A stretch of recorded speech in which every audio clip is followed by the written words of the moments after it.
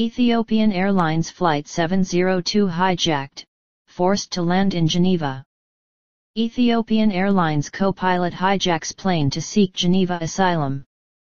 The co-pilot of an Ethiopian Airlines plane flying from Addis Ababa to Rome has hijacked the aircraft and landed in Geneva, Swiss police say. The hijacker, who has been arrested, waited for the pilot to go to the toilet to lock himself in the cockpit. He was unarmed. He has requested asylum in Switzerland. The airline said in a statement that all 202 passengers and crew were safe.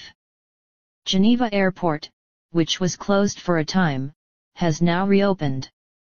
An Ethiopian man born in 1983, the co-pilot has sought asylum due to fear of persecution in Ethiopia, police said at a news conference. After locking himself in the cockpit, he asked to refuel at Geneva, landed the plane, climbed down from the cockpit window using a rope available in the cockpit, and gave himself up to police.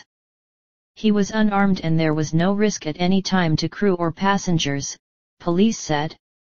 The situation inside the plane remained calm throughout. The co-pilot himself alerted the authorities to the plane's hijacking, officials added, and passengers on the plane were unaware it had been hijacked. The only possible offense the co-pilot could be charged with is that of hostage-taking, for which he could face up to 20 years of imprisonment, a Geneva prosecutor said at the news conference. Flight 702 was scheduled to leave the Ethiopian capital, Addis Ababa, at 21:30 GMT, and arrive in Rome at 4:40 local time. The Boeing 767-300 made an unscheduled landing in the Swiss city at 6. The evacuation of passengers began at about 7:25. They were all searched twice and have been questioned by police.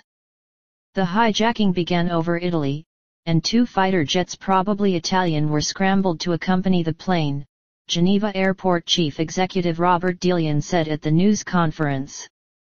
The last hijacking to take place at Geneva Airport was that of an Air Afrique plane in 1985. This incident is no doubt bad PR for Ethiopia Airlines, which has long prided itself as one of the continent's best performing carriers, says BBC Addis Ababa correspondent Emmanuel Agunza.